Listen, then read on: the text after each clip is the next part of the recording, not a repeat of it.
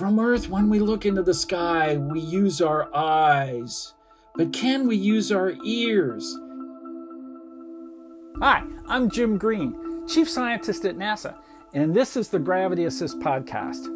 In this season of Gravity Assist, we'll go behind the scenes at NASA, and we'll hear from the scientists and engineers and others who make these amazing space missions happen. I'm here with Kim Arcand, and she is a visualization scientist and a science communicator for NASA's Chandra X-Ray Observatory. How do you approach this challenge of turning satellite data into sounds? For us, data sonification really is a way of taking information that, for the most part, humans can't see, right? If you're working with X-ray light, no human naturally can see X-rays. That's why we have these telescopes, be able to do that really hard work for us. So it's all about translating something you can't see into something you can experience.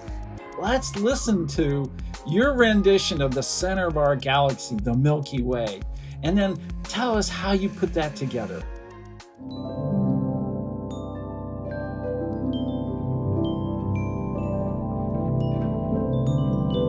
This is a very classic image. It's, of course, our home galaxy. We're looking at the inner, about 400 light-year region around the supermassive black hole, Sagittarius A star, at the very core of the Milky Way.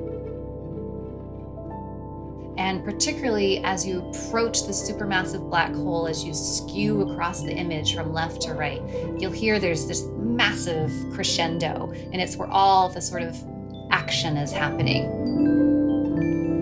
So again, just sound-wise, what you're listening for, the infrared is going to be played as a soft piano, the optical or the mid-range will be played as a plucky violin, and then the highest energy X-rays will be this really high-noted xylophone sound. Well, another really great one is the Crab Nebula. That's a cosmic object that we've studied for, centuries, because it originally started in 1054 with a massive explosion. Well, let's listen.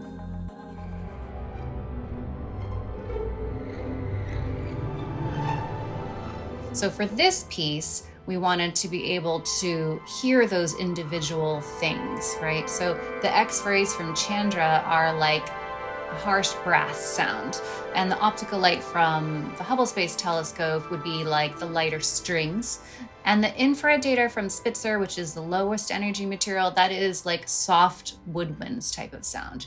So there's a lot going on. But if we were somehow near Crab Nebula, we wouldn't be able to hear sounds like this, because for one thing, you need to have some sort of medium for sound to be able to transfer to you through, and we don't have that in space.